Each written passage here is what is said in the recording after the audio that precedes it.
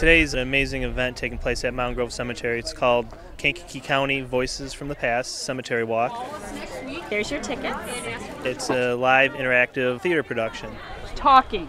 So about 2 minutes before is when we're going to take off and get positioned. Where you get led by guides to 8 different sites, and the guides and the actors are all dressed up in period clothing who are portraying the individuals at these different sites, and you get to learn about that person and how they helped form and shape the community that we live in now. 4, go ahead and lead your group out. 5, 6, go ahead that way. They can expect to see on this gorgeous day the cemetery beautifully groomed, and the beauty that comes along with the cemetery. But they'll see the actors and actresses, like I said, dressed up in period clothing. Some of the historical figures that people will see are individuals such as Worth Bird, Emery Cobb, Abram Small, and Suzanne Small. You'll also see F.D. Radke, Gabriel Durham, other Civil War heroes as well, as in Whipple and Dennison, and just a great arrangement, very unique, individuals that help shape this community. Good morning, I'm Emery Cobb. Emery Cobb. Cobb Park was named after him. Cobb Boulevard was named after him. He was the founder of Western Union. The year's now 1857, and I've got a concept that I can't get out of my mind.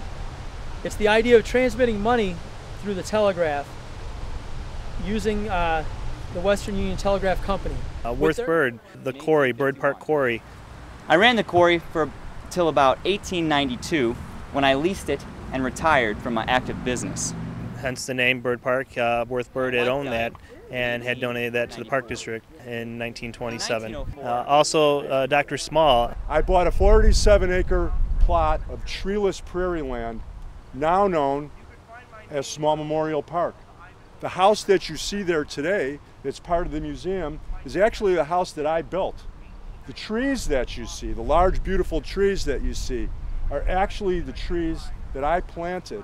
You've got over there at the Small Memorial Park and the woods that the Historical Society has. The rhubarb festival that takes place every year. It's because of him. It was the crop that he cultivated was rhubarb. So, yeah, a lot of individuals around the community. There's a lot of things you'll see around town, a lot of names. People are getting to learn about a little bit more about those individuals today. The event is also to help educate. We've provided information on cemetery etiquette and cemetery symbolism. We don't want people to feel afraid, usually associate with mourning somebody, a loved one, and coming. It's a beautiful place to come and rejoice in that person and what they did, and you can learn a lot by learning some of the symbols that are on these gravestones and grave markers about who that person was and what they did during their life. I could tell you so much more, but you would miss the other great people of Kankakee's history. Guten Tag and vielen Dank. Good day and thank you. A better understanding of how the community came together and was founded, and some enjoyment, not just a history lesson, but just that they got recreational value, some enjoyment from it too. I died in Kankakee, Illinois on April 24th, 1870 at 30 years of age.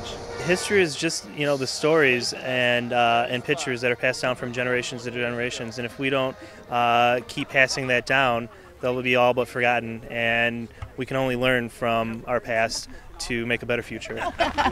I will.